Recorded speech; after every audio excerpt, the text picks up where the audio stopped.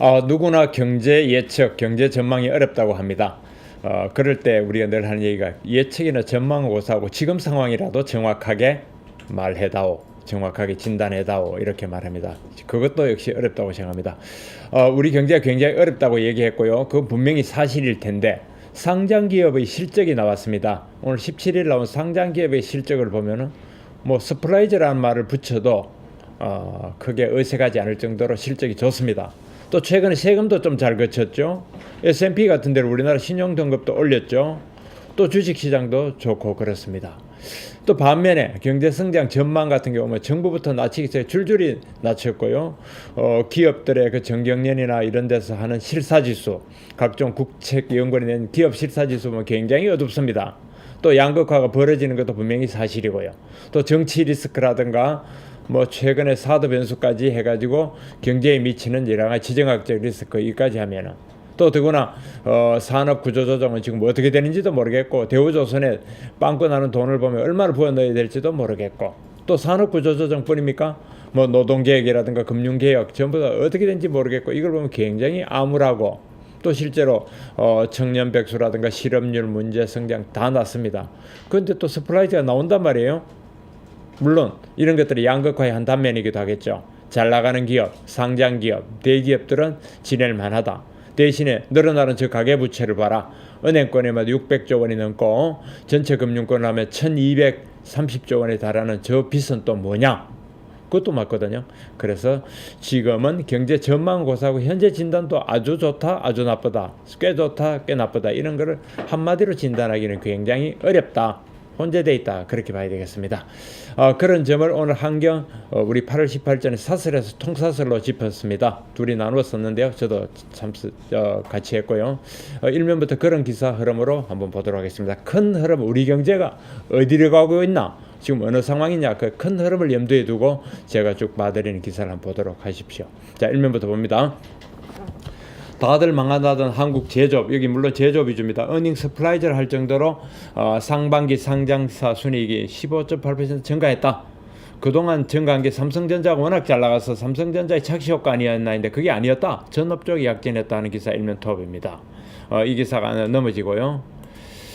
반면에 여기 이렇게 척박한 바이오 인프라, 삼성도 국내 교육기관 없이 아일랜드로 연수할 정도로 이런 척박하다 기사는 쌓이됩니다. 올림픽 기사 있고요. 또 반면에 은행으로 간 개인 사업자들의 대출이 너무 심하게 늘어나고 있다. 과속이다 이겁니다. 부실의 뇌관이 될 거다. 아까도 얘기했습니다. 개인 사업자들 그리고 가계대출은 너무너무 늘어납니다. 저 빚을 어떻게 하려는지 저는 참으로 걱정됩니다. 양면성이 이 보십시오. 이 개인 사업자와 가계대출이 늘어난다는 것과 제조업이 좋아졌다는 서플라이즈가 좀 같이 나오니까 한마디로 진단하기 어렵다. 한국판 삭스법 나온다. 삭스법은 물론 미국에 나오는 의원 사베인스 옥설리법을 얘기하는 겁니다. 금융당국이 기업의 회계 감독을 강화한다. 대우조선 보십시오. 저 부실 회계 저대로 두면 저거는 경제를 좀먹는 암을 넘어선 뭐 그런 존재죠. 그래서 기업 회계 감독을 강화하는 법을 낼 것이다 하는 겁니다.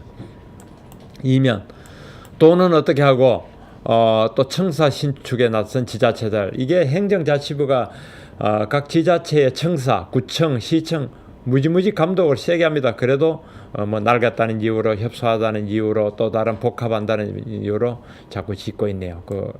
뭐 한두 군데가 아니라 여러 군데 구청이 있다는 얘기 나오고 동네 의사가 스마트폰으로 고혈압과 당뇨 관리 도와준다. 원격질로 충분히 할 수 있는데도 지금 잘 안 하고 있는 거죠. 포드 2021년 운전대가 없는 자율주행차 생산한다고 하네요. 2021년은 얼마 남았습니까? 5년 뒤면 포드가 운전대 없는 자율주행차를 생산하겠다고 합니다. 아마 포드만이 아닐 겁니다. 웬만한 자동차에서는 다 이 기술을 지금 가지고 있을 겁니다.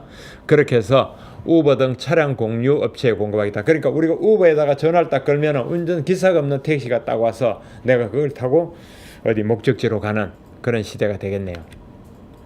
3면 인프라를 키우자. 우리 바이오 인프라를 키우자. 속타는 바이오 업계. 전공자가 연간 1만 명씩 쏟아져도 실무에는 까막눈이다 하는 이런 기사가 있고요. 뭐 그런 걸로 3면 획집을 했습니다. 자, 4호면은 아까 한국기업 어닝 서플라이즈. 한국 제조업 지금 위기 경영으로 더 강해진 건 아닐까. 다만 관례 열고 저는 워낙 어렵다고 하니까 마른 수건도 쥐어짜듯이 워낙 움직이지 않으면서 쥐어짜서 그 결과가 나온 건 아닐까 하는 의구심도 갖긴 했습니다. 화장품도 좋고요. 코스닥 상장사 외형 수익성 모두 좋아졌다는 기사도 있습니다. 오면 역시 같은 맥락의 기사입니다. 우리가 그동안 너무 비관론에 빠져 있었던 건 아닌가 하는 제목인데 뭐 그렇다고 비관론에 빠져 있었다라고 단정은 못합니다. 지금 그런 문제를 던지고 있네요. 상반기 세금 늘어나고 법인세도 늘리고 해서 조금 봐야겠습니다. 아무튼 희망과 비관, 긍정과 어떤 뭐 그런 낙관, 아니 긍정과 낙관이 아니죠. 긍정과 절망 이런 것들이 좀 뒤섞여 있는 그런 상황이죠. 희망과 절망, 낙관과 비관이 섞여 있는 상황이다. 뒤섞여 있다. 혼조된 상태다. 단기 반짝일 수도 있습니다.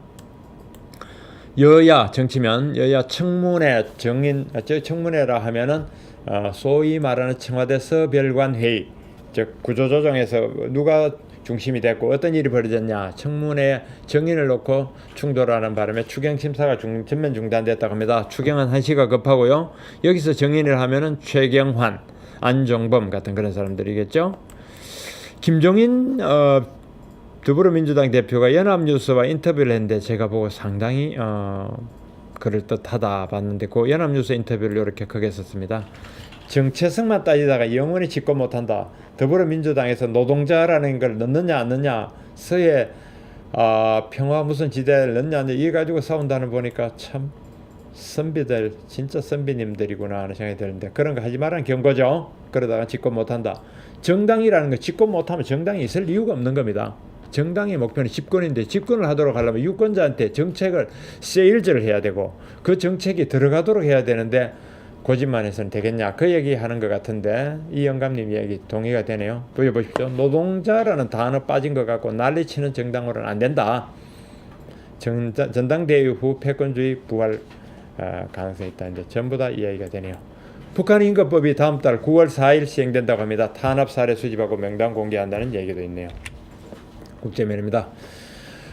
마이너스 금리라면은 은행들이 중앙은행에다가 돈을 은행이 갖고 있는 돈을 맡겨야 되는데 그 맡길 때 돈을 예금을 받는 게 아니라 예치료, 그게 마이너스 금리니까 돈을 맡기는 데 대한 돈을 내야 된다니까 유럽의 은행들이 그럴 바에는 차라리 현금을 쌓아두자 이런 기류가 있다고 합니다. 중앙은행에 돈 맡길 때 내는 수수료 아깝다.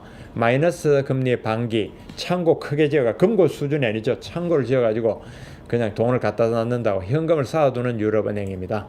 수익성 악화에 대안 찾는 거라고 하네요. 예치 보관료가 최대 연 1.25%니까 예를 들어 10조를 맡긴다면 얼마가 되는 거예요? 10조를 맡기면 연간 얼마가 되는 거죠? 10억? 아니죠. 100억이 넘네요. 100억씩 내야 되니까 차라리 현금으로 자체 보관하는 게 낫다. 독일의 2위 은행이 20에서 인출을 검토한다고 합니다. 20이 큰일 났네. 저 현금을 어떻게 다 주나 은행에. 유로와 화폐 가치에 따라 둘로 나눠야 한다. 스티글리츠, 노벨상 받은 스티글리츠의 주장입니다. 단일 통화로 무역 불균형이 초래했기 때문에 북유로화, 남유로화로 이원화, 동유로화, 서유로화가 아니네요. 스티글리츠 주장이 재밌습니다. 이 FT에도 나온 기사였죠.